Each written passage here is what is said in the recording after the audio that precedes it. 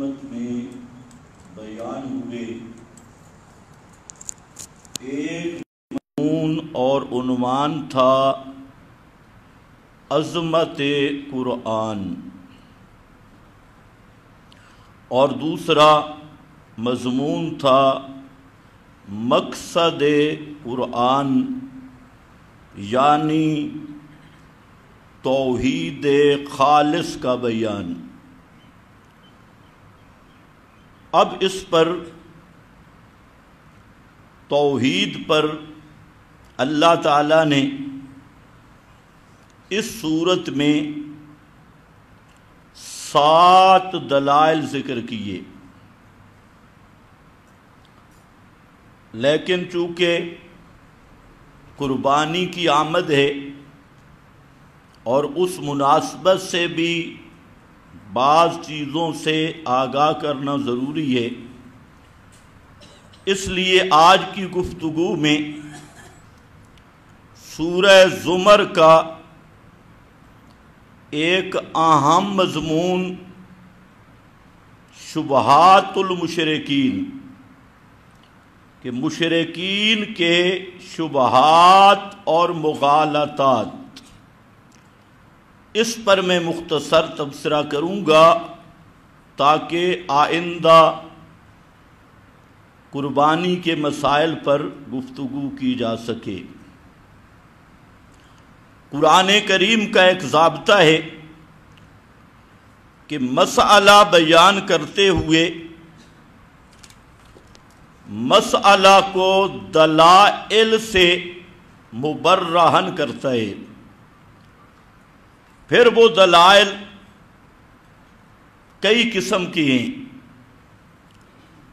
کبھی ادلہ عقلیہ، ادلہ عقلیہ کہتے ہیں کہ جن کو ہر صاحب عقل سلیم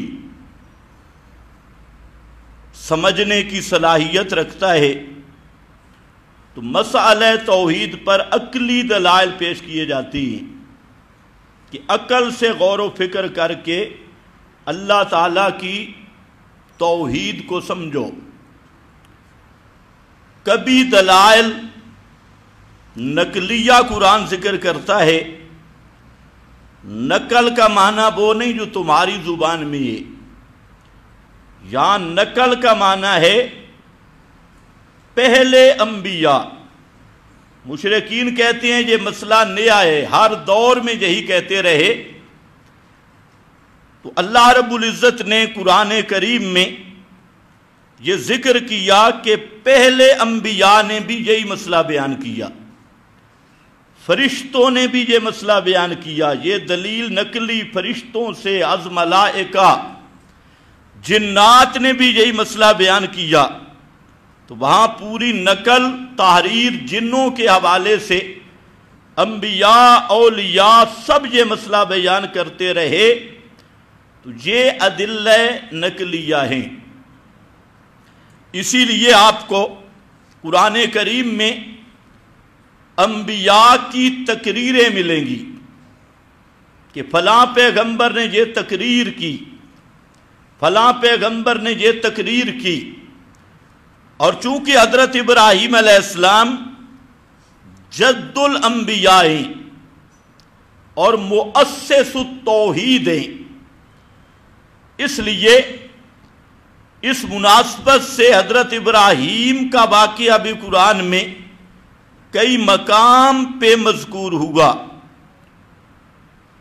اور ان کی قربانیاں، ان کے امتحانات، ان کا ذکر قرآن نے کیا، یہ سبق دینے کے لیے کہ راہ توحید میں ہر قسم کی قربانی پیش کرنا پڑتی ہے، چاہے جان ہو، چاہے مال ہو، چاہے اولاد ہو، چاہے والدین ہو، چاہے وطن ہو، جو کچھ بھی ہو، تو اللہ کی توحید کی راہ میں سب کچھ قربان کرنے کا جذبہ، اسی کا نام توحید خالص اور اسی کا نام اللہ تعالیٰ کی محبت اور اللہ کی خشیت.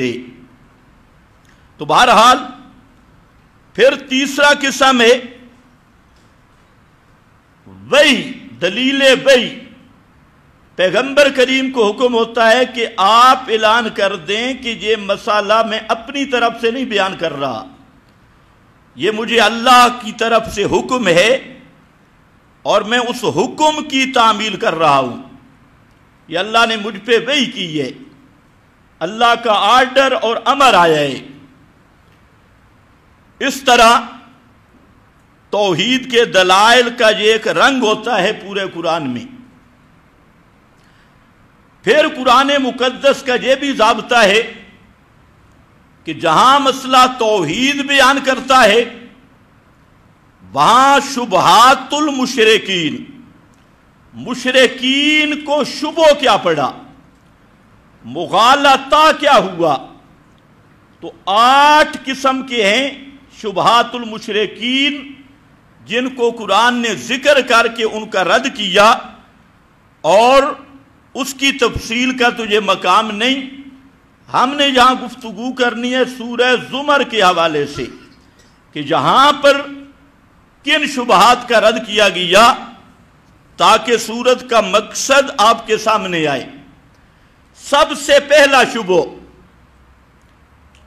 ابتدا میں آیت نمبر 3 میں ذکر کیا، جو ہر دور کے مشرکین کا شبہ رہا، ابتدا سے لے کے آج تک مشرکین اس شبہ میں ہیں. وہ کیا ہے؟ وَالَّذِينَ اتَّخَذُوا مِن دُونِهِ أَوْلِيَاءَ، وہ لوگ جنہوں نے اللہ کے سوا دوسروں کو مشکل کشا بنایا، حاجت روا بنایا، سور و پکار کے لائق سمجھا. اولیاء وہ کیا کہتی ہیں؟ ما نعبدہم الا لیقربونا الی اللہ زلفا. ان کی تعبیر یہ ہے کہ وہ کہتے ہیں کہ ہم ان کو اللہ نہیں سمجھتے، خالق نہیں سمجھتے. یہ جن بابوں کو ہم پکارتے ہیں ہم انہیں خدا نہیں سمجھتے، نہ اللہ کے برابر سمجھتے ہیں، نہ اللہ جیسا سمجھتے ہیں. ہم ان کو سمجھتے ہیں بندہ، اللہ کا پیارا، اللہ کا محبوب. اور اس لیے ما نعبدہم، ہم ان کی جو سور و پکار، نظر نیاز، منت منوتی، قربانیاں، بکرے چھترے ان کے نام پہ دیتے ہیں، تو اس کا یہ ہرگز مطلب نہیں کہ ہم انہیں اللہ سمجھتے ہیں یا اللہ کے برابر سمجھتے ہیں.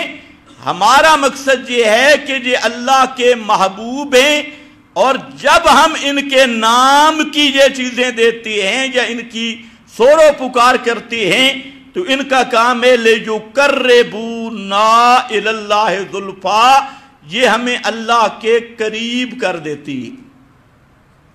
مقرب الی اللہ، یہ شبہ تھا. اور آپ سوچتے ہیں آج یہ شبہ ہے یا نہیں؟ آپ مشرکین سے پوچھیں بھئی تم اللہ کے سوا غیر اللہ کے نام کی قربانیاں کیوں دیتے ہو، بکرے چھترے کیوں دیتے ہو، ان کو سور و پکار ان کی کیوں کرتے ہو، ان کی قبروں کے طواف کیوں کرتے ہو، انہیں پکارتے کیوں ہو؟ تو جواب کیا دیتے ہیں؟ جی یہ ہمارا وسیلہ ہے. اور یہی جواب ہوتا ہے کہ ہم پہ الزام لگاتے ہیں کہ یہ ان کو اللہ سمجھتے ہیں، ہم تو اللہ نہیں سمجھتے. ہم پہ الزام لگاتے ہیں یہ لوگ کہ ہم انہیں اللہ کے برابر سمجھتے ہیں. قطعاً نہیں، ہم اللہ کے برابر بھی نہیں سمجھتے، اللہ بھی نہیں سمجھتے. وہ واجب الوجود، یہ ممکن الوجود، اس کی ہر چیز ذاتی، ان کی ہر چیز عطائی. یہ عبد معمور ہیں، وہ معبود برحق کے.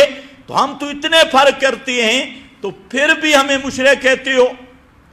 ہم تو صرف ان کو وسیلہ سمجھتے ہیں. ما نعبدہم الا لیقربونا الی اللہ زلفا. اور کچھ لوگ کہتے ہیں کہ ان مسائل کو چھیڑنے کی ضرورت نہیں. क्योंकि क़यामत के दिन इन मसाइल के मुताल्लिक पूछ गुछ नहीं होनी, सवाल नहीं होना। अब जरा देखें इसकी अगली आयत, इन्नल्लाह यहकुमु बैनहुम फीमा हुम फीहि यख्तलिफून। अल्लाह फरमाते हैं कि ये जो मसला है कि इनकी नजर नियाज, मन्नत मनोती, सोरो पुकार, फेरे तवाब और ये ताबील के ये हमें अल्लाह के करीब कर देते हैं और हमें हमारे सिफारशी हैं या हमारा वसीला है, ये मसला ऐसा है कि क़यामत के दिन अल्लाह इसका अमली फैसला करेगा। सवाल होगा या नहीं? इन्नल्लाह यहकुमु बैनहुम, इस मसले का फैसला होगा, इल्मी फैसला दुनिया में, अमली फैसला क़यामत के दिन। और वो अमली फैसला कि जो इस तरह के आबिदीन गैरुल्लाह इन तावीलों के साथ वो जहन्नम में जाएंगे और मुवाहिदीन जन्नत में जाएंगे, ये अमली फैसला होगा।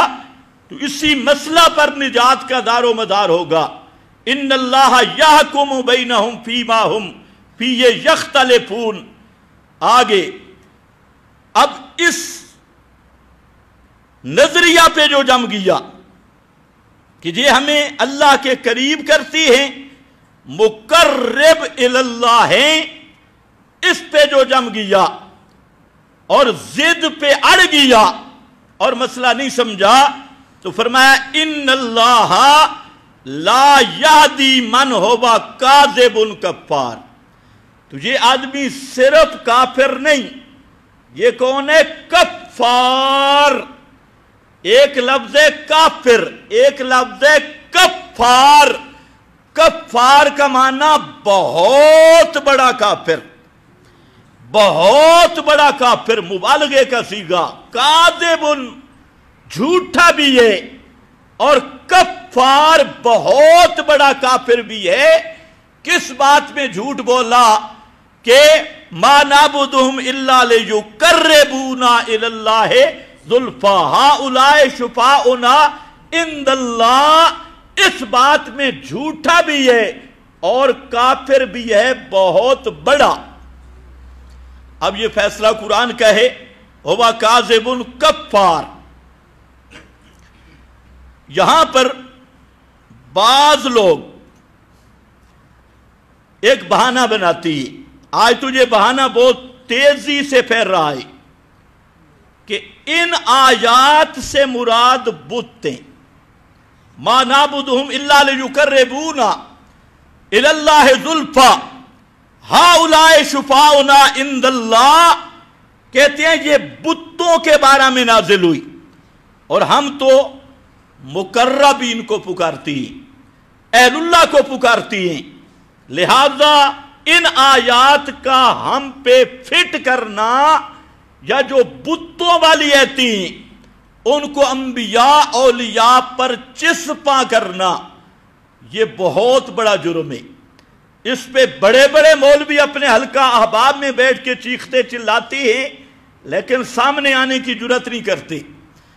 अपने घरों में बैठ के चीखते हैं, जी बुतों वाली आयती मिन दूनिल्लाह, जहां कुरान में आया बुत हैं, मिन दूने ही जहां कुरान में आया बुत हैं। और जो बुतों वाली आयतें अंबिया औलिया पर फिट करे वो कितना बड़ा गुस्ताख है, कितना बड़ा मुजरिम है। तो खैर बहरहाल ये उनका आज का ताजा इस उम्मत के गालियों का ये बहाना है। और वो गाली वो क्या कहते थे कि इन बुजुर्गों की हम जो ताजीमें करती हैं ये मकसूद असली नहीं, ये तो वास्ता है और ये हमें अल्लाह के करीब कर देती है। अब मसला ये है कि इन आयात से मुराद क्या है? मिन दूनिही औलिया। इस पर जाहिर बात है कि कुरान और सुन्नत में गौर करना होगा कि वो लोग किन को पुकारते थे, शुरू किससे किया, पुकारते किसको थे। तो याद रख लेना قرآن مقدس نے یہ مسئلہ کلیئر کر دیا کہ یہ لوگ کون ہیں؟ لو اراد اللہ ان یتخذ ولدا لاصطفی مما یخلق ما یشاء، اسی آیت کے آگے ذکر کیا۔ اور یہ جو لوگ ولدن والے ہیں یہ کون ہیں؟ یہود اور نصارہ، یہود و نصارہ بالخصوص، اور مشرکین وہ بتوں کو اللہ کا نائب اور ولد نہیں سمجھتے تھے، مشرکین فرشتوں کو اور یہود و نصارہ انبیاء اور اولیاء کو۔ یہ مسئلہ بھی قرآن میں ہے، قالت الیہود عزیر ابن اللہ قالت النصارى المسیح ابن اللہ۔ تو یہاں من دون ہی کا مصداق قرآن مقدس کے سیاق کو سباق سے متعین ہو رہا ہے کہ اس سے مراد صرف پتھروں کے بت نہیں بلکہ اس سے مراد کون ہے؟ انبیاء اور اولیاء اور اللہ کے مقربین، ملائکہ، نیک لوگ جن کو ولد کہا گیا، جن کو اللہ تعالیٰ کا نائب تصور کیا گیا، اور وہ یہ بزرگان دین اور بزرگ ہستیاں تھی۔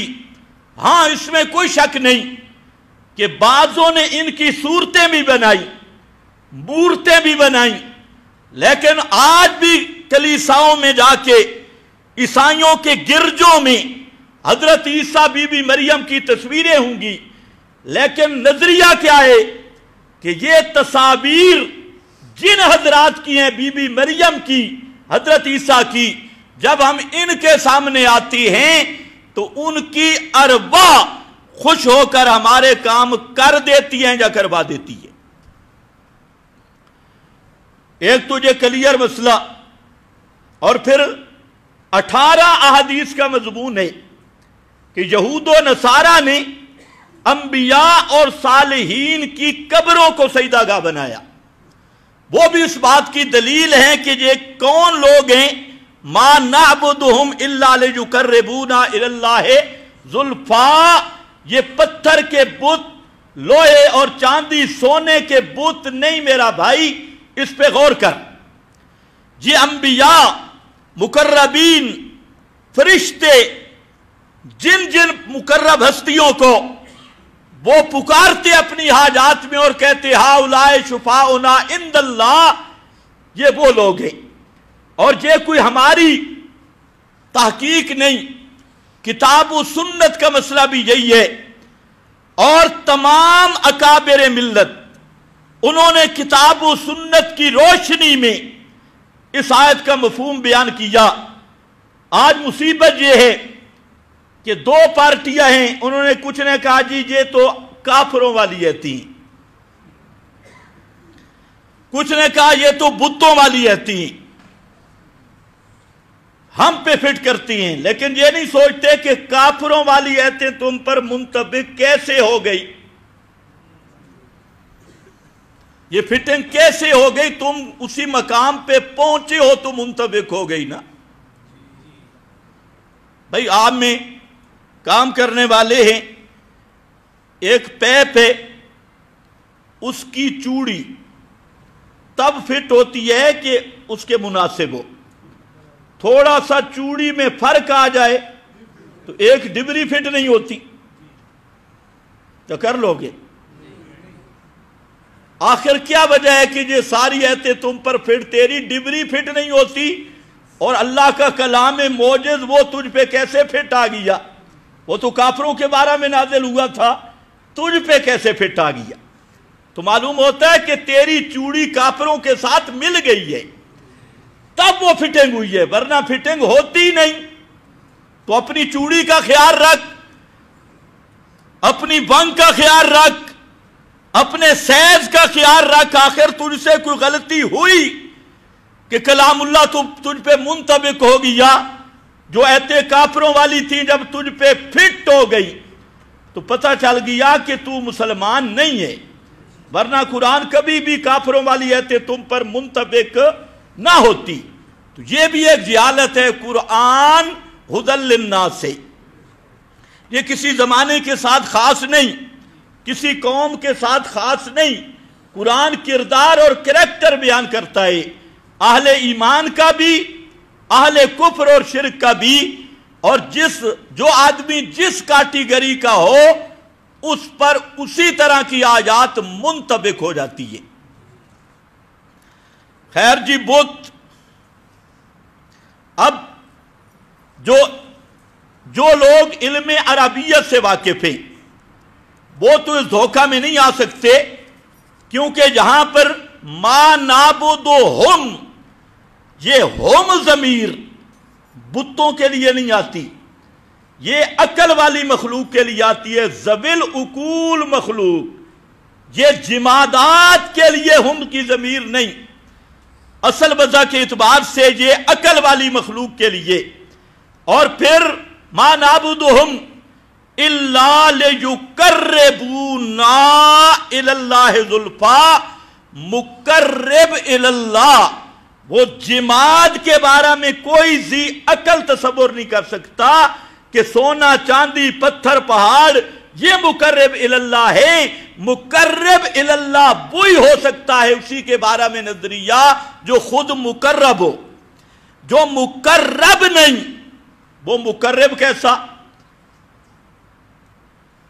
جو مقرب نہیں، مقرب کا معنی ہے قریب کرنے والا، اور مقرب کا معنی پسندیدہ اور قریب جو ہو چکا ہے عبادات کر کے اللہ تعالیٰ کا قرب جس کو نصیب ہوا وہ مقرب ہے، اور مقرب کا معنی قریب کرنے والا۔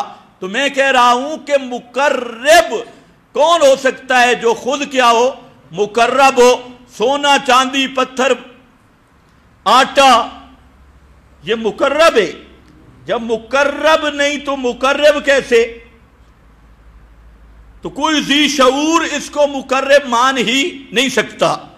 اور الفاظ بھی آیت کے سیاق بھی بتا رہا ہے کہ اس سے مراد انبیاء اولیاء ہیں، الفاظ بھی بتا رہے ہیں کہ اس سے مراد انبیاء اولیاء ہیں، مشرکین کا عقیدہ بھی بتا رہا ہے کہ اس سے مراد انبیاء اولیاء ہیں۔ اس کے ساتھ ایک اور مصیبت، اس کا جواب بھی میں دے دوں۔ لوگ کہتے ہیں جی یہ قرآن پڑھتے ہیں اور معنی اپنا کرتی، یہ آخری حربہ ہے قرآن کے انکار کا۔ قرآن پڑھتے ہیں جی معنی اپنی طرف سے کرتی۔ اب یہاں ذرا دیکھنا یہی آیت وَالَّذِينَ اتَّخَذُوا مِن دُونِهِ، اس پر مفسرین حضرات کی چند تصریحات۔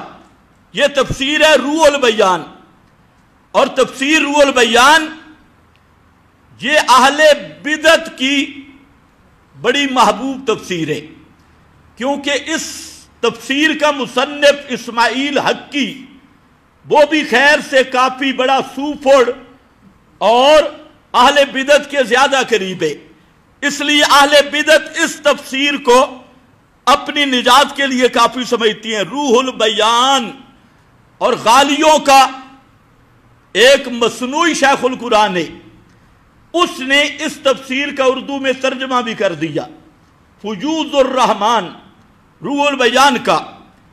یہ حوالہ ہے میرے پاس روح البیان کا، فرماتی ہیں کہ اس آیت میں جو کہتی ہیں یقربونا الی اللہ زلفیٰ، کون مرادیں؟ بت؟ فرمایا نہیں، کل ملائکہ و عیسیٰ و عزیر، جیسے فرشتے اور حضرت عیسیٰ اور حضرت عزیر۔ امام سے بتائیں حضرت عیسیٰ حضرت عزیر بت کا نام ہے؟ یہ اہل بدعت کی مرغوب تفسیر روح البیان۔ اسی طرح الدر المنصور سیوطی بابا کی تفسیر ہے، اور آج جو کذاب بھی کھڑا ہوتا ہے کہتے ہیں سیوطی نے لکھا ہے، امام سیوطی، لیکن وہ تو ایک مستقل بات ہے کہ کسی کا لکھ دینا یہ حجت نہیں ہوتا جب تک اس کی سند نہ دیکھی جائے۔ تمام علماء جانتے ہیں بخاری شریف میں تعلیقات روایاتی جن کو معلقات بخاری کہتی ہیں، جن کی سند مذکور نہیں ہوئی، اور سب علماء متفق کے کہ تعلیقات بخاری، امام بخاری نے اپنی صحیح بخاری میں جن روایات کی سند ذکر نہیں کی، وہ بھی جب تک سند کی تحقیق نہ ہو تو حجت نہیں ہے۔ اب آپ خود اندازہ کریں، امام بخاری جیسا محدث، امیر المومنین فی الحدیث، اور اتنا بڑا جلیل القدر امام، اور اتنا بڑا سکہ عند الکل امام بخاری رحمت اللہ علیہ، ان کی بات صحیح بخاری میں جب تک سند نہ ہو تو وہ بھی حجت نہیں بن سکتی، دلیل نہیں بن سکتی۔ ہم مولویوں کی دیانت کا اندازہ لگائیں کہ بخاری شریف کی روایات بھی تعلیقات، ان کی سند کی تحقیق ضروری ہے، لیکن آج امت کو گمراہ کرتی ہیں۔ سند کیا ہے جی؟ سجوتی لکھ گیا، یہ سند آ رہی ہے، بابا سجوتی نے لکھا، فلانے نے لکھا، فلانے نے لکھا، فلانے نے لکھا۔ ایک جھوٹ کو 100 آدمی لکھ دے تو وہ سچ بن جائے گا؟ 1000 آدمی لکھ دے وہ سچ بن جائے گا؟ یہ عجیب نیا دین نکلا بھائی۔ ثبوت جب نہیں، ایک نہیں 1000 آدمی لکھ جائے تو وہ تو کوئی حجت نہیں ہوگا۔ لیکن یہ بیچارے علمی یتیم ہیں، انہیں پتہ نہیں۔ ابن ماجہ سیاہ ستہ کی کتاب ہے، ابن ماجہ، اس میں یہ درج ہے کہ قرآن کا کچھ حصہ حضرت عثمان کی بکری کھا گئی۔ یہ باقاعدہ روایت ہے ابن ماجہ میں۔ اب بڑی پریشانی، یہ شکر کرو ان مولویوں کے ہاتھ نہیں لگی، نہیں تو انہوں نے تو ڈانس شروع کر دینی تھی۔ اور جس سیاہ ستہ میں لکھا ہے یہ قرآن پورا نہیں ہے، معاذ اللہ۔ اب کیا خیال ہے آپ کا کہ ابن ماجہ کی روایت کو مانو گے؟ بولو، کام کہیں لمبا نہ ہو جائے۔ قرآن کہتے ہیں اِنَّا نَحْنُ نَزَّلْنَا الذِّكْرَ وَإِنَّا لَهُ لَحَافِظُونَ لَا يَأْتِيهِ الْبَاطِلُ مِن بَيْنِ يَدَيْهِ وَلَا مِنْ خَلْفِهِ۔ یہ قرآن وہ ہے کہ کوئی باطل اس کے آگے بھی نہیں آ سکتا، پیچھے بھی نہیں آ سکتا، یہ محفوظ کتاب ہے۔ لیکن ابن ماجہ میں کیا ہے کہ کچھ حصہ جو رضاعت کے متعلق تھا وہ حضرت عثمان کی بکری کھا گئی۔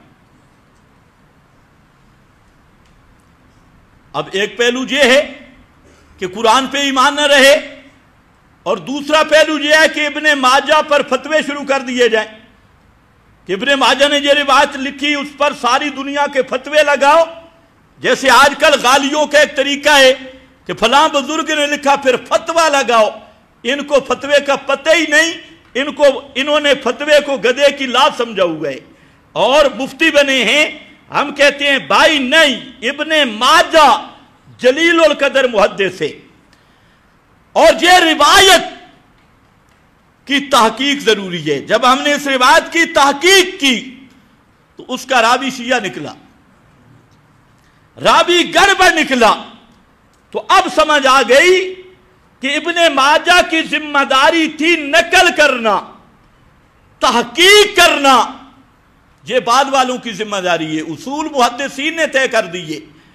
تو اس کا یہ مطلب نہیں کہ محدث ایک روایت کو نقل کرتا ہے تو اس کا یہ مطلب سمجھا جائے کہ اس کے نزدیک بھی یہ صحیح ہے یا وہ اس کو صحیح سمجھتا ہے۔ نہیں، محدثین علماء، ان کی ایک ذمہ داری، وہ کسی نہ کسی درجے میں چیز کو نقل کر دیتی ہیں، لیکن نقل کے لیے عقل کی ضرورت ہے۔ نقل کے لیے عقل کی ضرورت ہے کہ جو انہوں نے نقل کی اس کی تحقیق کی جائے گی کہ یہ صحیح ہے یا نہیں۔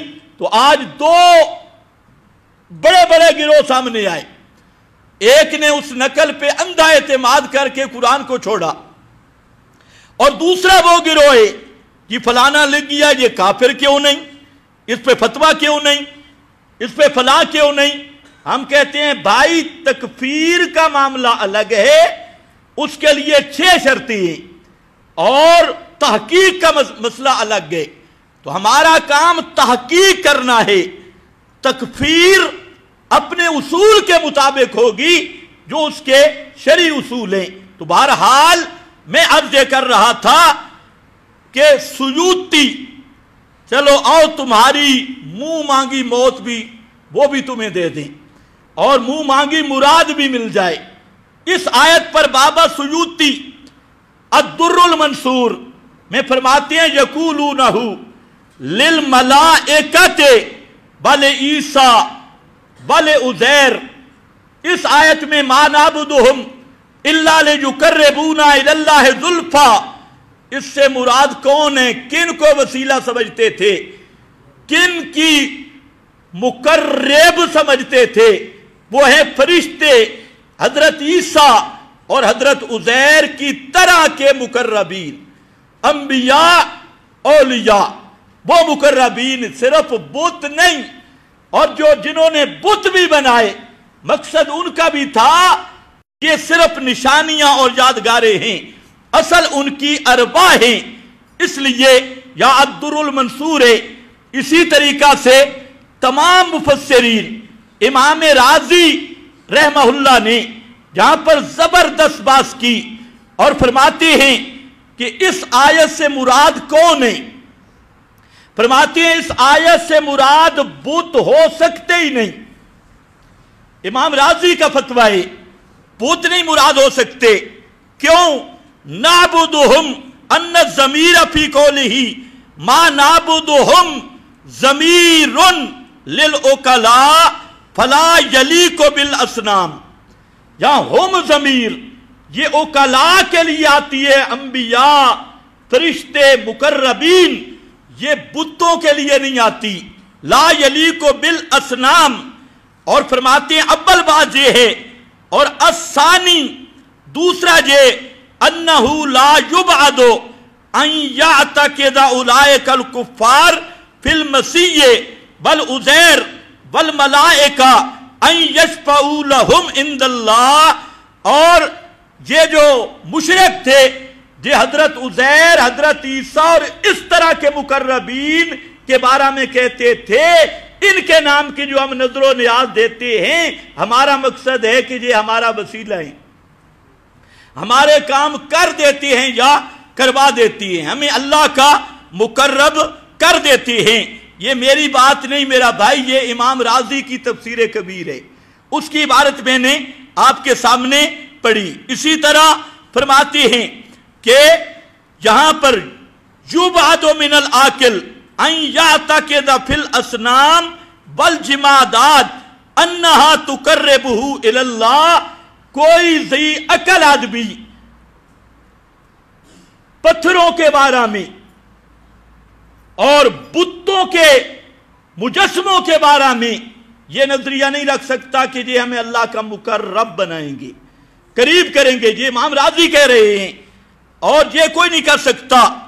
تو اگر یہ مان لیا جائے کہ اس میں بت بھی داخل ہیں، اصل آیت تو انبیاء اولیاء کے بارے میں، اگر یہ مانا جائے کہ اس میں بت بھی داخل ہیں تو امام رازی فرماتے ہیں پھر ان کا مقصد کیا تھا؟ فَمُرَادُهُمْ أَنَّ عِبَادَتُهُمْ لَهَا تُقَرِّبُهُمْ إِلَى اللَّهِ وَيُمْكِنُ أَن يُقَالَ إِنَّ الْعَاقِلَ لَا يُبْعَدُ الصَّنَمَ لَا يَعْبُدُ الصَّنَمَ مِنْ حَيْثُ أَنَّهُ خَشَبٌ أَوْ حَجَرٌ إِنَّمَا يَعْبُدُونَهُ لِاعْتِقَادِهِمْ أَنَّهَا تَمَاثِيلُ الْكَوَاكِبِ أَوْ تَمَاثِيلُ الْأَرْبَاءِ أَوْ تَمَاثِيلُ الْأَنْبِيَاءِ وَالصَّالِحِينَ الَّذِينَ مَضَوْا يَكُونُ مَقْصُودُهُمْ مِنْ عِبَادَتِهَا تَوْجِيهُ تِلْكَ الْعِبَادَاتِ إِلَى تِلْكَ الْأَشْيَاءِ. فرماتے ہیں اگر یہ مانا جائے کہ بتوں کو بھی شامل ہے، اول تو یہ بت مراد ہی نہیں، انبیاء اولیاء ہیں، تو پھر جو مشرک تھے ان کا مقصد تھا تماثیل سے کہ یہ تماثیل کے سامنے جب جھکتے ہیں فوٹوؤں کے سامنے تو اصل مقصود ہے انبیاء اور صالحین وہ ہماری پکار کو سن کر کچھ کام کر دیتے ہیں، کچھ کروا دیتی ہیں. اب یہ میرا ترجمہ نہیں ہے کہ کون کر رہا ہے، امام राजी। सब बोलो कौन? इमाम राजी रहमतुल्लाह ताला अलैह। हम 15वीं सदी में है, ये 6ठी सदी में कर रहा है, 6ठी सदी में, और आप 15वीं सदी से गुजर रहे हैं। अंदाजा भी कर लेना अब कितना बाबेला अवाम को धोखा दिया जी। बुत मुरादें, हम तो अंबिया औलिया को पुकारते हैं, हम तो इनके नाम की नजरो मन्नत देते हैं, और पुराने मुशरिक वो बुतों को पुकारते थे। इन ऐतों से मुराद माअज़ल्लाह बुत थे। ये इस मुशरिक का धोखा सुनो, तावील सुनो। सिर्फ राजी नहीं, तमाम हजरात ने इस मकाम पर यही बात की जो जिम्मेदार हजरात हैं। फरमाया कि इमाम बेज़ाबी रहमतुल्लाह अलैह बहुत बड़े मुफस्सिर फरमाती हैं अल्लज़ीना इत्तख़ज़ू मिन दूनिही औलिया, तो इससे मुराद कौन है? अल मुत्तख़िज़ीना मिनल मलाइका व ईसा वल असनाम। इसमें अंबिया भी, औलिया भी, हजरत ईसा उज़ैर भी, फरिश्ते भी, और जो बुतों को पुकारते हैं वो भी दाखिल है, वो भी इसमें दाखिल हैं। वजह यह है कि बुत मकसूद नहीं, मकसूद अंबिया औलिया को सफारशी बनाना है। ये इमाम बेज़ाबी की इबारत है।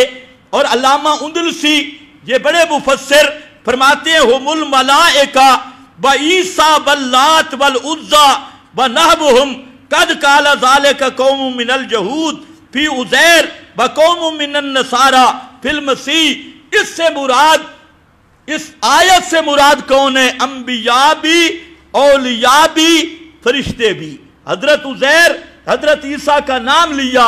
जो लोग उनकी सोरो पुकार करते हैं इस अकीदा के साथ कि ये हमें अल्लाह के करीब कर देते हैं, फरमाते हैं वही मुराद है इससे। इसी तरीका से इमाम अबू सऊद हनफी मुफस्सिर, उन्होंने भी यही फनकूल अल मुराद बिल औलिया हा हुना, इस आयत में औलिया से मुराद अल मलाइका व ईसा वल्लात वल उज़्ज़ा। और इब्ने अब्बास फरमाते हैं ये उनकी शफात और तकरीब का अकीदा रखते थे। अम्मल मलाइका व ईसा फज़ाहिरुन, ये आयत का जो जाहिर है और वाज़े, जिस मामला में ये वाज़े दलालत कर रही है वो है अंबिया और औलिया को पुकारने वाले लोग, उनके बारे में। और अगर कहो कि बुत भी इसमें दाखिल हैं तो कोई मसला नहीं, क्योंकि उनका अकीदा था अम्मल असनाम फल अन्नहुम एतकदू अन्नहा तमासीलुल कवाकिब वल अरबा।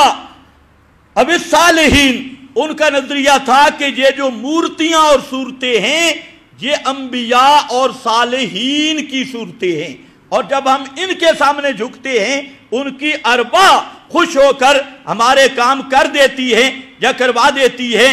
ये तफसीर अबू सऊद है। मैं ये चंद हवाले इसलिए दे रहा हूं कि आज अगर कुरान सुनाया जाए आगे से एक ही आवाज आती है जी तर्जुमा अपना कर रहा है, माना अपना कर रहा है। इसलिए अल्लाह के फजल से ये जो मेरे सामने है ये तफसीर मैंने खुद लिखी है अल फुरकान, और ये अरबी में है, और इसमें 14 सदियों के मुफस्सिरीन के तकरीबन ये 400 तफसीरों का खुलासा है। 400 तफसीरों का लुब्बे लुबाब 14 सदियों में जो कुछ मुफस्सिरीन ने लिखा, आप इसी से अंदाजा कर लेंगे कि यहां पर जो मसला भी आया ये लोग बहाना करते थे जी ये कुरान पढ़ते हैं माना अपना करते हैं।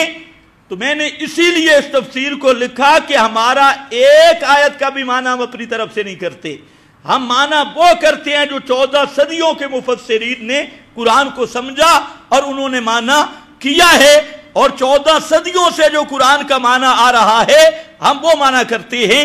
तो इस अल फुरकान जो अरबी जानने वाले हैं वो इस तफसीर को जरूर देखें है। अब उर्दू में भी इंशाअल्लाह आ जाएगी।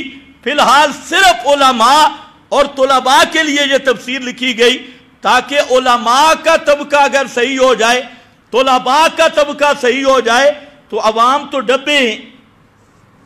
असल इंजन तो ये है जब इंजन ही पटरी से उतर जाए تو ڈبے کہاں جائیں گے؟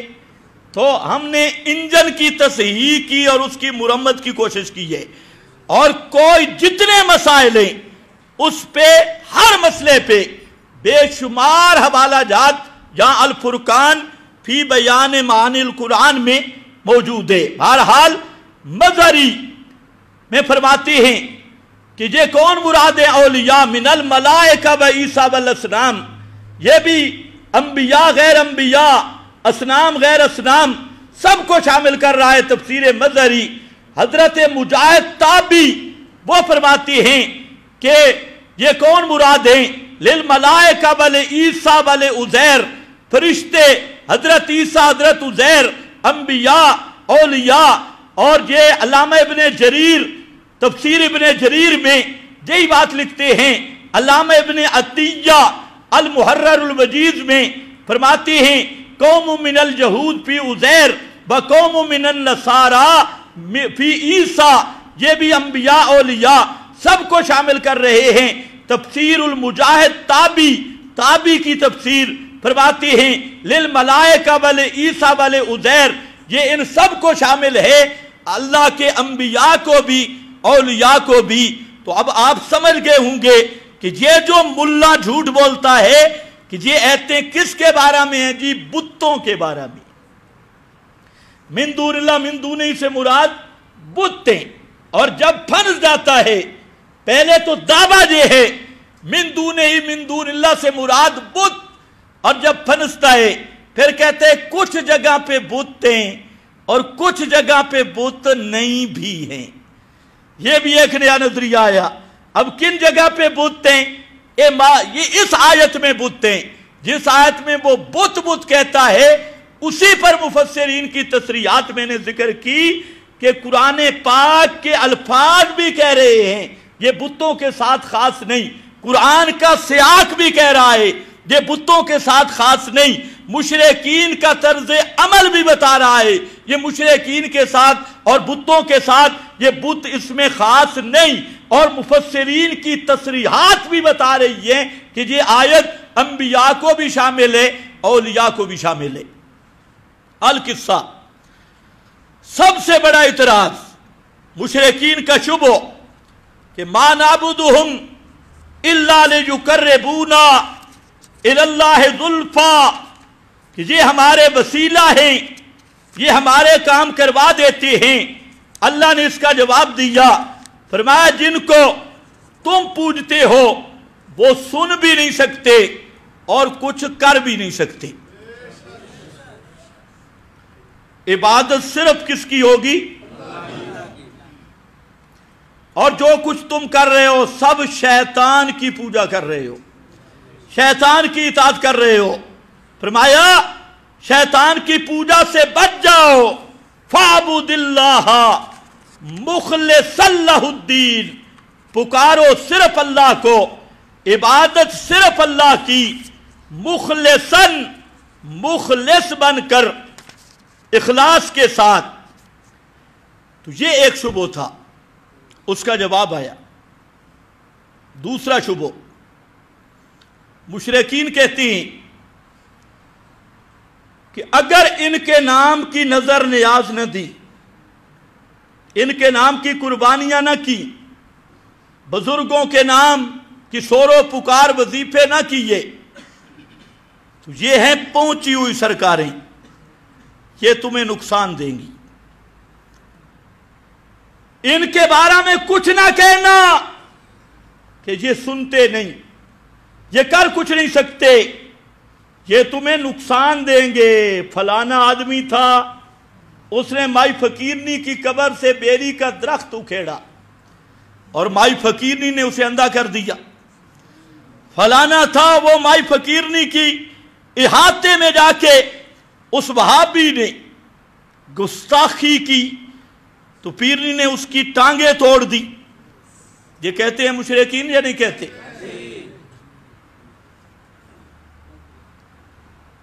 بابے کو نہ چھیڑنا، بھائی ہم کیوں چھیڑتے ہیں؟ بابے تو سارے ہمارے تھے، پوجا تم کر رہے ہو۔ یہ جو بڑے بڑے اولیاء اللہ تھے یہ سب مواحد تھے، سب اہل توحید تھے، تو ہم کیوں چھیڑتے ہیں؟ ہماری چھیڑ خانی یہی ہے کہ الہ نہیں ہے، مشکل کشا نہیں ہے، عبادت کے لائق نہیں، تمہاری پکاریں سنتے نہیں. اور یہ چھیڑ خانی ہم اس لیے کرتے ہیں کہ یہ چھیڑ خانی قرآن نے کی ہے. باقی کس نے آپ کو روکا ہے اولیاء اللہ کے احترام سے؟ کس نے انکار کیا ہے اولیاء اللہ کے عظمت سے؟ کس بدبخت نے انکار کیا ہے اولیاء اللہ کی کرامات سے؟ کس بدبخت نے آپ کو روکا ہے اولیاء اللہ کی اتباع سے؟ اولیاء اللہ کی عظمت برحق، اولیاء اللہ کی کرامات برحق، اولیاء اللہ کا عند اللہ قرب برحق، اولیاء اللہ کے عبادات، ان کے عقائد، ان کی دعوتیں برحق. کس نے آپ کو روکا ہے کہ اولیاء اللہ کے ساتھ تعلق نہ رکھ؟ ہم تو کہتے ہیں اولیاء طاغوت سے بچ. تو نے ولایت کا انداز ہی بدل دیا. جو ڈاکو لٹیرا ہو تو کہتے ہیں یہ ولی اللہ ہے، جو بے ایمان سنت کا قاتل ہو تو کہتے ہیں یہ ولی اللہ ہے. ہم کہتے ہیں ولی اللہ وہ ہے جو پیغمبر کا تابع اور متبع ہے. اور جاؤ اولیاء اللہ کے پاس، ان سے دین سیکھو. اولیاء اللہ وہی ہوں گے جو توحید کا درس دیں گے، جو سنت کا درس دیں گے.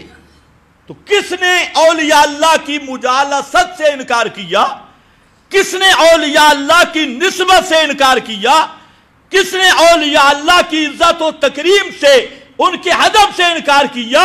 یہ تو تیرے ملا نے جھوٹ بولا. ہم کہتے ہیں ساری چیزیں برحق ہیں، پر مانیں گے اس طرح جس طرح محمد مصطفیٰ منوائیں گے صلی اللہ علیہ وسلم، اپنی طرف سے نہیں. تو یہ بھی ایک مشرکین پرانے بھی کہتے تھے، آج بھی کہتی. حضرت سعد کا غالباً واقعہ ہے کہ جب عزا فقیرنی کے مزار کو گرانے گئے، ساتھ سوار لے کر، مورخین لکھتے ہیں مجابر وہ اکڑ گیا. اس نے کہا یہ فقیرنی بہت غصے والی ہے اور بہت کرنیاں بھرنیاں والی ہے، اس کے قریب نہ جانا نہیں تو تیری خیر نہیں. تو وہ تو پیغمبر کا صحابی تھا، کوئی 14ویں صدی کا تاجر تو تھا نہیں. اور صحابہ کا ایمان وہ ہے الزمہم کلمۃ التقوی کتب فی قلوبہم الایمان.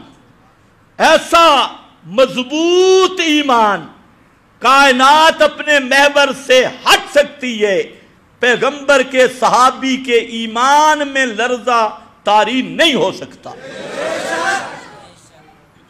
گارنٹی شدہ ایمان. یہ تو آج بدبخت بعض تاریخ کے واقعات پیش کرتے ہیں، فلانی تاریخ میں لکھا ہے فلانے صحابی نے غلطی کی، فلانی میں لکھا ہے فلانے صحابی نے غلطی کی، فلانی میں لکھا ہے فلانے صحابی میں غلطی کی. یہ وہ لوگ ہیں جن کے سینے ایمان سے خالی ہیں، اور یہ وہ گندی مکھیاں ہیں جو گندگی پہ بیٹھنا فخر سمجھتی ہے. پیغمبر کے صحابہ کو دیکھنا ہے قرآن میں دیکھ، پیغمبر کے صحابہ کو دیکھنا ہے پیغمبر کے فرمان میں دیکھ.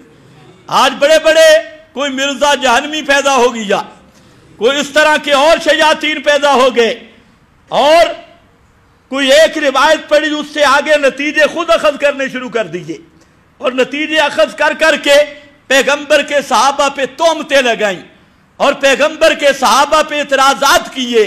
تجھے اپنے نسب کو مشکوک کر سکتے ہیں، پیغمبر کے صحابہ کا ایمان کبھی مشکوک نہیں ہو سکتا. وہ تو گارنٹی ہے کتب فی قلوبہم الایمان. یہ تو لازوال ایمان ہے.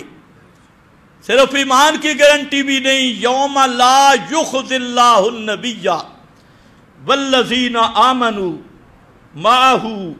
قیامت کے دن جس طرح پیغمبر کے قریب رسوائی نہیں آ سکتی، پیغمبر کے صحابہ کے قریب بھی رسوائی نہیں آ سکتی. اب اس قرآن کے ہوتے ہوئے کوئی حوالہ دے، ابن خلدون میں لکھا ہے جی، ابن اسیر میں لکھا ہے، خلقان میں لکھا ہے، فلانے میں لکھا ہے، ملکان میں لکھا ہے۔ تو میں کہتا ہوں اس کتاب پہ اگر تیرا ایمان ہوتا نا تو پھر کبھی کالا فلاں کے حوالے نہ دیتا۔ جب کال اللہ آ جائے تو اس کے مقابل تو کالا رسول اللہ نہیں چلتا، اور تو کالا ابن خلدون تے ابن فلانا تے ابن فلانا اس کو پیش کرتا ہے۔ اندر کے کٹر رافضی اور شیطان ظاہر کچھ کرتا ہے، باطن تیرا کچھ ہے۔ بہرحال جو بھی کسی پیغمبر کے صحابی پہ تبرہ کرے سمجھ لو ایمان بھی اس کا نہیں ہے اور نسب بھی اس کا محفوظ نہیں ہے، یہ اپنے نسب کو ظاہر کر رہا ہے۔ حضرت آئے، مجابر نے دھمکی لگائی، یہ فقیرنی بہت گرم فقیرنی ہے، نہیں چھوڑے گی۔ صحابی آگے ہوا تو آپ اندازہ کریں نا، سننا آسان ہے، یہاں تو جناب مغرب کے بعد قبرستان میں کوئی نہیں گزرتا کہ مردے اٹھ کے گلے نہ پڑ جائیں، جنات نہ پڑ جائیں، اور وہ دربار پہ کھڑا ہے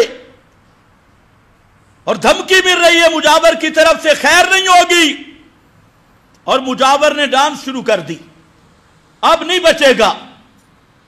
کیا صحابی آگے ہوئے، اور وہ جو فقیرنی تھی اس کی صورت میں سے ایک اور فقیرنی نکلی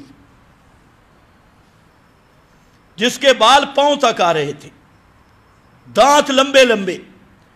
اس نے صحابی پہ حملہ کیا، مجاور نے نعرہ لگایا، میں نے منع نہیں کیا تھا یہ پہنچی ہوئی سرکار کے قریب نہ آنا، اب ذرا لو مزہ۔ اب خود اندازہ کریں، لیکن وہ پیغمبر کا صحابی تھا، ان کی مجھائیاں پیغمبر نے کی تھی اور ایمان اللہ نے دیا تھا۔ امتحن اللہ قلوبہم للتقوی۔ آج کا کوئی آدمی ہوتا اور اس طرح دربار سے ایک فقیرنی بار آ جائے، لمبے لمبے بال، لمبے لمبے دانت، اور وہ کہے خبردار، آ کے حملہ آور ہونے لگے، تو وہ تو کہے گا یار جمعے پہ تو قرآن سنتے ہیں، ایسے استاد لگے رہتے ہیں، ہم نے تو آنکھوں ان گناہگار مشرک آنکھوں سے دیکھ لیا ہے۔ بابا تو بڑی کشوت والا ہے، فقیر نہیں۔ لیکن جب صحابی کے سامنے آئے، اس نے اللہ اکبر کا نعرہ لگایا اور ایک ہی تلوار کے وار سے اس کے 2 ٹکڑے کر دیے، اور فرمایا اب ذرا اس کو کہو دربارنی فقیرنی کو ذرا یہ آگے آئے۔ وہ چیخنے لگ گیا تو وہ جن شیطان تھا جو اکثر ان درباریوں کے گلے میں پڑے رہتی ہیں، قبروں سے آوازیں دیتی ہیں، کبھی رات کو نظر آئیں گے، کبھی دن کو نظر آئیں گے، شیاطین جن ان کو گمراہ کرنے کے لیے کبھی قبروں سے باہر نکلیں گے، جی بابا خیر ہے، ٹھیک ہے، یہ کہے گا بابا مل رہا ہے کہ نہیں مل رہا، لوگ ایسے وہاں بھی جھوٹ بولتی ہیں۔ اسی طرح وہ بھی ہوا۔ تو یہ ہے مشرکین کا ایک دھمکی، آج بھی ہے، 11ویں نہ دی گھر سے برکت اڑ جائے گی، کہیں 11ویں نہ دی بھینسیں مر جائیں گی، گائے مر جائے گی، فلاں ہو جائے گا۔ تو یہ شبہ جہاں قرآن نے ذکر کیا، مشرکین نے کہا پیغمبر کریم کو، بڑا قرآن پڑھتا ہے، سارے مولویوں کے خلاف، سارے بزرگوں کے خلاف، اور رات دن کہتے ہیں لا یسمعوا دعاءکم، یہ سنتے نہیں، وہم عن دعائہم غافلون، یہ تمہاری پکاروں سے بے خبر ہیں، یہ رات دن ہمیں سناتا ہے، ہم آپ کو تنبیہ کر رہے ہیں کہ ان باتوں سے رک جاؤ، ورنہ ہمارے معبود، ہمارے یہ حاجت روا جن کو ہم وسیلہ سمجھتے ہیں، یہ تمہیں نقصان پہنچائیں گے، تمہیں پاگل کر دیں گے، تمہیں نقصان پہنچائیں گے۔ تو مشرکین کا دوسرا شبہ جس میں پھنسے ہوتے ہیں، معبودان باطلہ کا خوف۔ شیطان ذہن میں ڈالتے ہیں اگر ان کی پوجا نہ کی گھر میں نقصان ہوگا، اولاد میں نقصان ہوگا، اور کئی ایسے کہ تحت الاسباب جنات ان کے ساتھ کھیل بناتے ہیں اور وہ سمجھتے ہیں ہاں بابے کے نام کی نظر نہیں دی لہذا یہ نقصان ہو گیا۔ انہوں نے یہ بات کی، اللہ نے جواب دیا، فرمایا میرا پیغمبر پریشان نہیں ہونا، یہ تمہیں معبودان باطلہ سے ڈراتی اور کہتے ہیں جن کو ہم وسیلہ سمجھتے ہیں وہ نقصان دیں گے گھر بار میں۔ فرمایا نہیں، الیس اللہ بکاف عبدا، الیس اللہ بکاف عبدا، کیا اللہ اپنے بندے کو کافی نہیں ہے؟ الیس اللہ بکاف عبدا، کیا اللہ اپنے بندے کو کافی نہیں حفاظت کے لیے، امن امان کے لیے؟ ہر طرح حفاظت کر، تجھے ڈراتے ہیں فلانا بابا جو کر دے گا۔ فرمایا نہ میرے پیغمبر، الیس اللہ بکاف عبدہ یخوفونک بالذین من دونہ، یہ اللہ کے علاوہ سے ڈراتی ہیں کہ فلانا بابا جو کر دے گا، فلانا بابا جو کر دے گا۔ نہ میرے پیغمبر، جو میری توحید کا جرنیل بن کے اٹھے اور توحید کا حافظ محافظ بن کے اٹھے، الیس اللہ بکاف عبدا، اس بندے کو میں کافی ہوتا ہوں، کسی دوسرے کی حفاظت کی ضرورت ہی نہیں ہوتی۔ حضرت شیخ القرآن مولانا غلام اللہ خان رحمت اللہ تعالی علیہ، جو وقت کے سپہ سالار تھے قافلہ موحدین کے اور نڈر سپاہی، مجاہد فی سبیل اللہ، کسی آدمی نے حضرت شیخ القرآن کو کہا کہ ساری دنیا آپ کے مخالف ہے، اپنے بھی، اہل بدعت بھی، حکومت بھی، حکمران بھی، سب آپ کے مخالف ہے، تو آپ باڈی گارڈ کیوں نہیں رکھ لیتے؟ چند باڈی گارڈ ہونے چاہیے۔ تو حضرت شیخ القرآن نے فرمایا کہ تو نے قرآن نہیں پڑھا؟ اللہ نے اپنے پیغمبر کو کیا فرمایا؟ الیس اللہ بکاف عبدا واللہ یعصمک من الناس، اور یہ جملہ کہاں فرمایا؟ فاصدع بلغ ما انزل الیک من ربک، میرا پیغمبر مسئلہ کھول کے بیان کر، رہ گئے مشرک تیرے دشمن یہ میرے ذمہ ہیں۔ انا کفیناک المستہزئین، ہم کافی ہیں، ان بدماشوں کو وہ ہم پہ چھوڑ دے۔ الیس اللہ بکاف عبدا انا کفیناک المستہزئین واللہ یعصمک من الناس، یہ ایتیں بتلا رہی ہیں کہ سب سے بڑا حصار، سب سے بڑی حفاظت کا حصار وہ مسئلہ توحید کا بیان ہے۔ اس لیے فرمایا الیس اللہ بکاف عبدا یخوفونک بالذین من دونہ، وہ ڈراتے کیا ہیں؟ ایسے احمق ہیں، ڈراتے کیا ہیں؟ ستصیبک بسوء، کہ ہمارے آلیہ کے خلاف جو تو بولتا ہے نا، یہ تجھے کوئی نہ کوئی نقصان پہنچائیں گے۔ ایمان سے بتاؤ آج بھی مشرک کہتے ہیں کہ نہیں کہتے؟ یہ سورہ زمر نے اس دوسرے شبہ کا بھی جواب دے دیا کہ وہ نقصان پہنچا سکتے نہیں۔ آگے فرمایا یہ مشرک، ان کی اصل وجہ یہ ہے کہ من یضلل اللہ فما لہ من ہاد، جس کو اللہ توفیق نہ دے اس کو کوئی بھی رائے حق پہ لانے والا نہیں ہے۔ رائے حق تب ملے گی جب اللہ، اور جس کو اللہ ہدایت دے، من یہد اللہ فما لہ من مضل الیس اللہ بعزیز ذی انتقام، اللہ ہی غالب ہے اور انتقام لینے والا ہے۔ یہ دوسرا بڑا شبہ تھا مشرکین کا، اس کا قرآن نے جواب دیا۔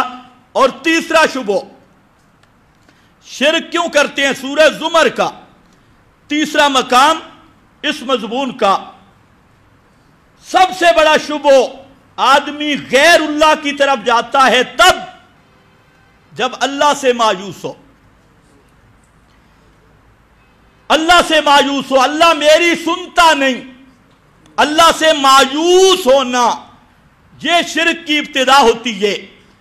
اور اصل بنیاد ہوتی ہے کہ اللہ میری نہیں سنتا، اور اس شبہ کی بنیاد ہوتی ہے کہ میں گناہگار ہوں، روسیا ہوں، میرے گناہ زائد ہیں اور منہ کالا ہوں، وہ دربار پاک ہے اور میں گناہگار ہوں، اللہ میری نہیں سنتا۔ اور یہ جو پہنچے ہوئے ہیں نا ما نعبدہم الا لیقربون، یہ مقرب ہیں، انہوں نے جوہدیاں کی ہیں، محنتیں کی ہیں، تو عموماً یہ شبہ عامت المشرکین میں پھرتا رہتا ہے کہ میں اس قبر والے کو جو پکار رہا ہوں، اگر اس کا یقین ہوتا کہ اللہ میری پوری کرتا ہے تو یہ ادھر آتا، تعزیہ تبوت پہ آتا۔ سب سے بڑا شبہ یہ ہوتا ہے کہ میں گناہگار ہوں، میرے گناہ زیادہ ہیں، روح سیاہ ہوں، وہ دربار پاک ہے، میں اس لائق ہی نہیں کہ ڈائریکٹ اللہ سے مانگوں، میرا منہ اس قابل ہی نہیں کہ میں براہ راست اللہ سے مانگوں۔ یہ وہ شیطان شبہ ڈالتا ہے، حالانکہ شیطان خود بے ایمان جب لانتی بن گیا تو ڈائریکٹ اللہ سے مانگا۔ شیطان سے بڑا لانتی کون ہو سکتا ہے؟ لانتی بننے کے بعد بھی مانگا کس سے؟ اور ابن آدم کو دھوکہ دیا، وہ تیری نہیں سنتا، تو روح سیاہ ہے، منہ کالا ہے۔ قرآن نے اس شبہ کا جواب دیا اسی صورت میں، اور بڑا پیارا جواب ہے، وقت بڑا ختم ہے، بالکل اختصار کے ساتھ، تاکہ اگلے جمعہ پر انشاءاللہ قربانی کے مسائل ہوں گے۔ اب ذرا دیکھیں، فرمایا قل یا عبادی، اعلان کر میرا پیغمبر، یا عبادی، اور یوں کر کے اعلان کر، او میرے بندو، اللہ فرما رہی ہیں، میری طرف سے اعلان کر، اللہ فرماتے ہیں او میرے بندو یا عبادی۔ یہ کس کو کہا جا رہا ہے؟ مقربین کو نہیں، او میرے بندو، یہ وہی ہیں جو ڈرے ہوئے ہیں اور غیر اللہ کے درباروں پہ جانے والے۔ او میرے بندو، کون بندے؟ انبیاء اولیاء نہیں، الذین اسرفوا علی انفسہم، اے میرے وہ بندے جنہوں نے اپنی جانوں پہ ظلم کیا، اسرفوا علی انفسہم، جنہوں نے ساری زندگی گناہوں میں گزار دی، ان کی زندگی میں کوئی باب نیکی کا نہیں، ساری زندگی گناہوں سے بھری ہوئی، اول آخر، دائیں بائیں، اوپر نیچے، شش جہاد، ان کے گناہ ہی گناہ ہیں، لپٹے ہوئے بندے۔ آج اللہ ان سے خطاب کر رہا ہے، اے میرے وہ بندے، اسرفوا علی انفسہم، جنہوں نے اپنی جانوں پہ اسراف کیا، ظلم کیا، ہر قسم کے گناہ کیے، بدکاریاں کی، اور دنیا کا کوئی ایسا عیب نہیں جو ان میں موجود نہ ہو۔ سنو، لا تقنطوا من رحمت اللہ، اللہ کی رحمت سے کبھی مایوس نہ ہونا۔ یہ وہ شبہ ہے جو مشرک کے ذہن میں آتا ہے کہ میں گناہگار ہوں، وہ میری دعائیں قبول، میں کہتا ہوں گناہگاروں کی تو وہ جلدی قبول کرتا ہے، مقربین کو تو رلاتا ہے، وہ تو روتی، کوئی 18 سال تک رو رہا ہے، وہ مقرب نہیں تھے۔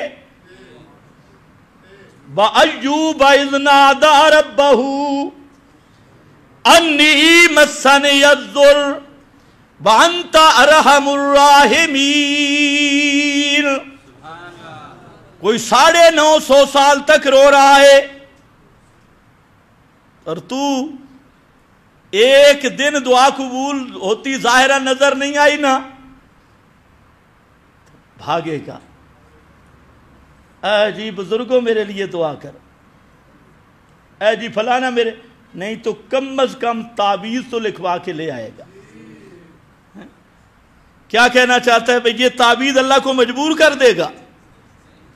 ویسے تو اللہ بیٹا نہیں دینا چاہتا تھا، لیکن اب مولوی نے اللہ تعالیٰ پہ پرچہ کاٹ دیا ہے تعویذ کی صورت میں، معاذ اللہ۔ یہ وہ مولوی کا پرچہ سمجھتے ہیں کہ یہ پرچی کاٹی گئی ہے کہ بیٹا مجھے نہیں دیتا تھا، پھر دیا کہ نہیں دیا، میں گیا پیر کے پاس، تعویذ لکھوا کے لایا، اللہ کا پروگرام تو نہیں تھا بیٹا دینے کا، لیکن جو ہی تعویذ آیا نا اور اپنی زنانی کے ناپ پہ باندھا، اب ذرا نہ دے، دیکھتا ہوں میں، آیا بیٹا۔ ایمان سے دسو، بتاؤ یہ مسلمان ہو سکتا ہے؟ نہیں۔ اس نے خدا کو سمجھا کیا ہے؟ پرچی سے اللہ مجبور ہو جائے گا اور بھاگ رہا ہے، اللہ میری نہیں سنتا نا، میں بتاتا ہوں غازی عباس کو، بتاتا ہوں میں فلانے کو، بتاتا ہوں قبر والے کو۔ کرواتا ہے کہ نہیں کرواتا؟ یہ مقرب ہیں۔ اور میرا بھائی جو مجبور ہو جائے وہ اللہ ہے ہی نہیں۔ اللہ وہ ہے جو اپنوں کو تو زیادہ رلاتا ہے۔ کوئی 950 سال رو رہا ہے، دعا ربہ انی مغلوب فانتصر، کوئی بدر میں رو رہا ہے۔ یہ سارے مقربین ہیں، اللہ کو پتہ ہے ان کو جتنے بھی رگڑے لگیں یہ میرا دربار چھوڑ کے کہیں جانے والے نہیں ہیں، یہ ہیں ثم استقاموا والے۔ اور گناہگار کی جلدی سنتا ہے، کیونکہ گناہگار کو شیطان کا ڈٹکو لگتا ہے۔ تو بہرحال یہ شبہ کہ منہ سیاہ روح سیاہ گناہگار، فرمایا او گناہگار بندو، اسرفوا علی انفسہم میں کوئی قید ذکر نہیں کی، مطلق ذکر کیا، ساری زندگی کفر کیا، شرک کیا، اللہ کے شریک بنائے، شراب، زنا، بدکاریاں، جو مرضی کیا۔ یا عبادی ہو تو میرے بندے نا، معبود تو میں ہوں، بندے تو میرے ہو، جب میرے بندے ہو تو لا تقنطوا من رحمت اللہ، میری رحمت سے آس نہیں توڑنی، مایوس نہیں ہونا۔ یہ شرک کی جڑ پہ رمبا رکھا کہ ابتدا جہاں سے ہوتی اللہ سنتا نہیں، آگے کیسے؟ فرمایا لا تقنطوا من رحمت اللہ ان اللہ یغفر الذنوب جميعا۔ اب جب اللہ نے فرمایا نا میری رحمت سے مایوس نہ ہونا، تو ذہن میں خیال آتا تھا یار یہ کس کو کہا ہے، ہمارے تو بڑے گناہ ہیں۔ فرمایا کوئی پرواہ نہیں، ان اللہ، یہ کہنے والا اللہ ہے۔ کہنے والا کون ہے؟ اللہ۔ ان اللہ، اس میں ذات ذکر کیا، حالانکہ مقام ضمیر کہے، اور اس میں ذات اس لیے لایا کہ اللہ کہتے کس کو ہیں؟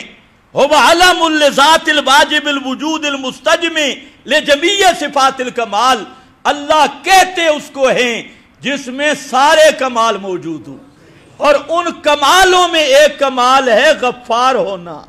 انی لغفار لمن تاب، من تاب ہو تب، اور غافر الذنب وقابل التوب، اللہ کہتے اس کو ہیں جو کسی کے ضابطوں کا پابند نہ ہو، جس کی مغفرت اور رحمت کی کوئی حد نہ ہو۔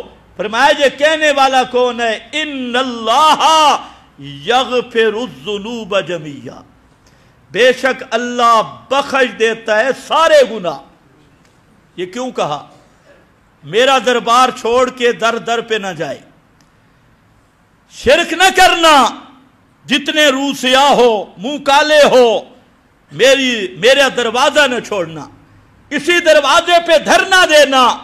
آگے ان اللہ هو الغفور الرحیم، اللہ غفور رحیم ہے، بہت زیادہ معاف کرنے والا، اور معاف بھی ایسا کرتا ہے کہ کبھی تانا بھی نہیں دیتا۔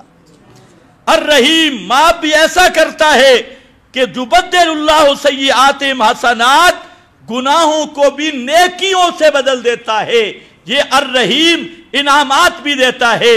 اور فرمایا جب یہ سن چکے ہو، کسی صورت میں بھی اپنے رب سے مایوس نہ ہونا۔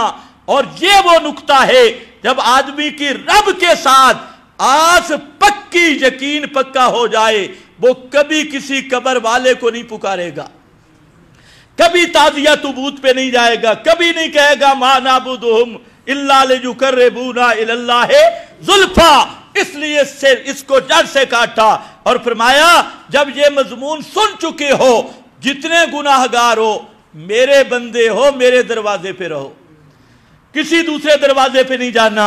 تو انیبو الی ربکم واسلموا لہ من قبل ان یاتیکم العذاب ثم لا تنصرون، موت سے پہلے پہلے اپنا قبلہ درست کر لو اور ایک ہی دروازے کے ہو جاؤ، ایک ہی دربار کے ہو جاؤ۔ یہ بھی ایک بہت بڑا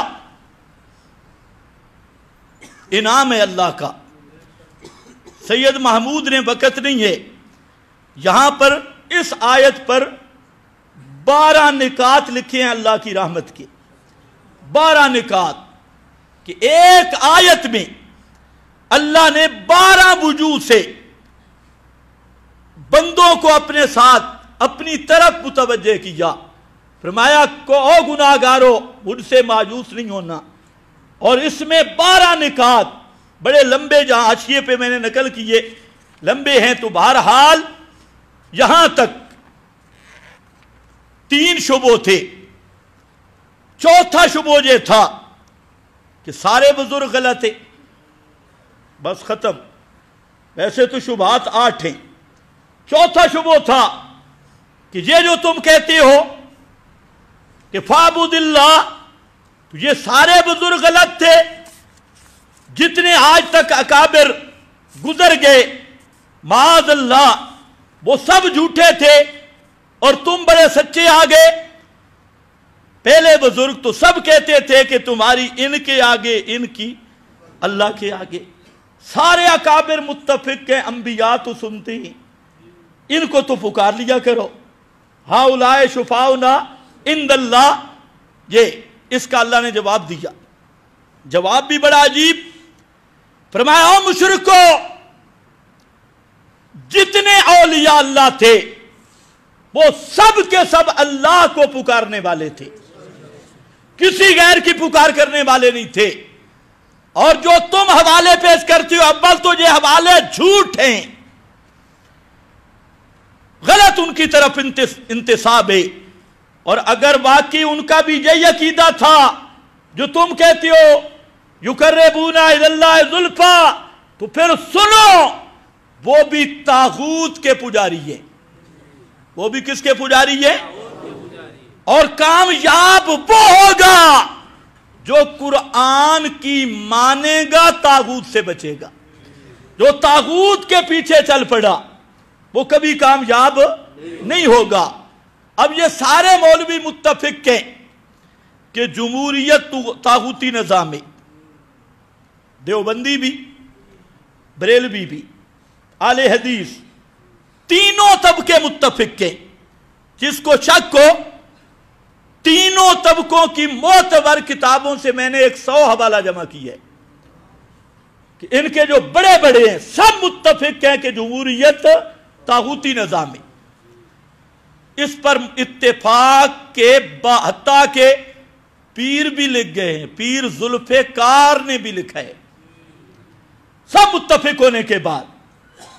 اب کیا اگر کوئی کہے یہ طاغوتی نظام، تو کہتے ہیں اچھا ہمارے مولانا بھی طاغوت کے پجاری ہے، فلاں بھی طاغوت کے پجاری ہے۔ ہر پارٹی اس کا حصہ بھی بنی ہے اور طاغوت بھی مانتی ہے۔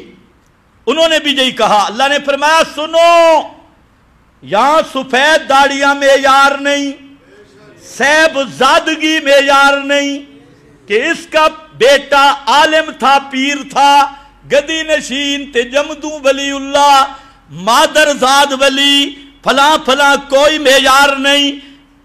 والذین اجتنبوا الطاغوت ان یعبدوها، وہ لوگ جو طاغوت سے بچیں گے، اس کی عبادت سے، وَأَنَابُوا إِلَى اللَّهِ لَهُمُ الْبُشْرَى، جو طاغوت سے بچیں گے اور اللہ کی طرف رجوع کرنے والے ہوں گے، نظام الہی پہ ڈٹنے والے، طاغوت سے بچنے والے، یہ وہ لوگ ہیں لَهُمُ الْبُشْرَى فَبَشِّرْ عِبَادِ، ان کے لیے آخرت کی کامیابی ہوگی، ان کے لیے بشارت ہے، ایسے بندوں کو خوشخبری سنا دے۔ اور جو طاغوت سے نہ بچا اس کا کیا بنے گا؟ اس کے لیے کوئی خوشخبری نہیں ہے، خوشخبری اس کے لیے ہے جو طاغوت سے بچے گا۔ اور طاغوت کیا ہے؟ حافظ ابن القیم نے یہاں لکھا کہ التحاکم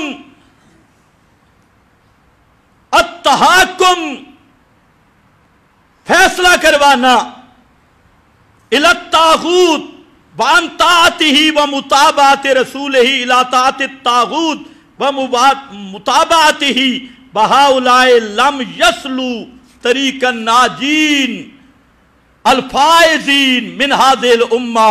حافظ ابن القیم کہتا ہے آج کے دور میں نظام الہی، اللہ رسول کے دیے ہوئے نظام کے مقابل جتنے انگریزی نظام، جتنے سیاسی نظام، معاشی نظام دین اسلام کے دیے ہوئے نظام کے مقابلے میں ہیں، یہ سب طاغوتی نظام ہیں۔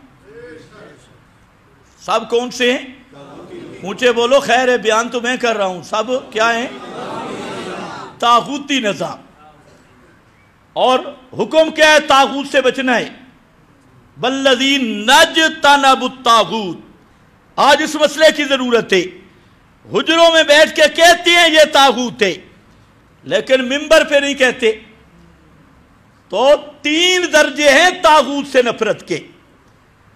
اصل درجہ تو ہے فَلْيُغَيِّرْهُ بِيَدِهِ، جہاد کے ذریعے طاغوت کا مقابلہ کرنا، دجال کا مقابلہ کرنا، دجالی سوچ کا مقابلہ کرنا۔ مَن لَّمْ يَسْتَطِعْ فَبِلِسَانِهِ، اگر یہ طاقت نہیں تو زبان سے رد کرو، زبان سے رد کرنا۔ اور اگر یہ بھی طاقت نہیں، بِقَلْبِهِ، دل میں طاغوت کی نفرت رکھ، دجالی تہذیب کی نفرت رکھ، اور یہ دل میں رکھنا ذالک اضعف الایمان، یہ سب سے کمزور درجہ ایمان کا ہے۔ اگر دل میں بھی نفرت نہیں تو وہ مومن نہیں ہے، ایمان دل میں نہیں تو بہرحال طاغوت کے سینگ نہیں ہوتے۔ اللہ رسول کے دیے ہوئے نظام کے مقابل ہر نظام طاغوت ہے۔ اللہ رسول کے قانون کے مقابل ہر قانون طاغوت ہے۔ ہم دعا کرتے ہیں اللہ ہمارے ملک پاکستان کو طاغوت اور طاغوت کی ہر سازش سے محفوظ رکھے اور اس کو قانون محمدی کا مرکز بنائے، جس مقصد کے لیے ملک کو حاصل کیا گیا تھا، لا الہ الا اللہ کی حاکمیت۔ اور ہماری لکھا ہوا ہے دستور و قانون میں کہ حاکمیت صرف اللہ کی ہوگی، حاکم اعلیٰ صرف اللہ ہوگا۔ تو اس کے لیے ہمیں دعا کرنی چاہیے اور عملی کوشش بھی کرنی چاہیے کہ ہمارا یہ پیارا ملک، ہمارا یہ محبوب وطن جو کروڑوں قربانیوں سے حاصل ہوا، ہماری دعا یہ ہے، تمنا یہ ہے کہ یہ قانون محمدی کا مرکز بن جائے۔ یہ قرآن و سنت اس کی اسمبلیوں میں، قرآن و سنت اس کی عدالتوں میں، قرآن و سنت اس کے لا اور قانون میں، اور ہم سے، ہمارے ملک سے دجالی تہذیب اور طاغوتی فتنے یہ دم توڑ جائیں، اور اللہ اس ملک کو یہ ہمت دے دے کہ عالم کفر پر یہ ایسا لرزہ طاری کرے، سارے مسلمانوں کی نمائندگی کرتے ہوئے سب کفر کے ایوانوں کو گرانے کی توفیق اللہ ہمارے ملک کو دے دے، اور اسلام کی حفاظت، قانون محمدی کی غیرت اللہ ہمارے ملک والوں کو عطا کر دے۔ وآخر دعوانا ان الحمدللہ رب العالمین۔